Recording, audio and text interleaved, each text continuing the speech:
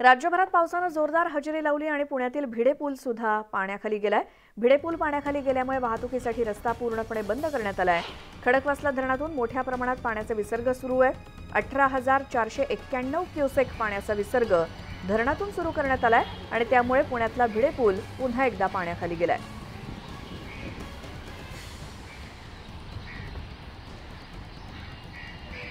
राज्यभरात पावसाने पुन्हा एकदा जोरदार हजेरी लावली आणि पुण्यामध्ये भिडे पूल पुन्हा एकदा पाण्याखाली गेलाय।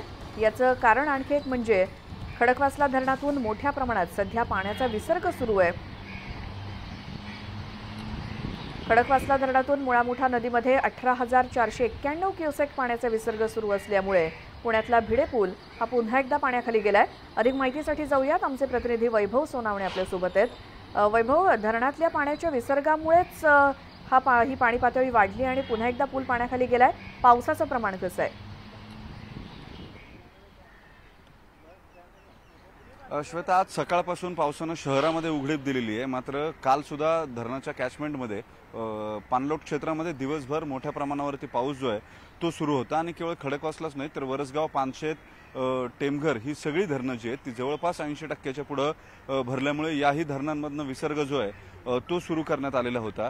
हा विसर्ग पहाटे 4 वाजेच्या सुमारास साधारण 18,491 क्युसेकवरती नेण्यात आलेलं होतं, ज्यामुळे भिडे पूल जो पुण्यातला सगळ्यात छोटा पूल आहे वाहतुकीच्या दृष्टीनं तो पाण्याखाली गेलेला आहे। मात्र यात महत्त्वाची बाब अशी असते, नदीपात्रातला जो रस्ता आहे जो भिडे पुलाला जोडतो त्या नदीपात्रातल्या रस्त्यावर सुद्धा पाणी येतं आणि शहरातल्या मुख्य शहरामध्ये पेठांमध्ये जाणाऱ्या रस्त्यांपैकी एक प्रमुख रस्ता नदीपात्रातला आहे। त्यामुळे नागरिक जे आहेत ते हा रस्ता खुला असेल तर या रस्त्याने प्रवास करतात तो करू नये यासाठी हा भिडे पूल जो आहे तो वाहतुकीसाठी बंद करण्यात आलेला आहे। पोलिसांकडून दोन्ही बाजूंनी बॅरिकेटिंग जे आहे ते करण्यात आलेलं आहे। आपण पाहतो या पूर्वीच्या पावसामध्ये जे रेलिंग भिडे पुलाला लावण्यात आलेले होते ते पुरामध्ये वाहून गेलेले आहेत, त्यामुळे हा पूल जो आहे तो धोकादायक बनलेला आहे। या अशा परिस्थितीमध्ये बॅरिकेड्स लावून वाहतूक जी आहे ती बंद करण्यात आली आहे। सुदैवानं पाण्याचा विसर्ग जो आहे तो आणखी वाढवण्यात आलेला नाहीये, 18,491 इतकाच आहे।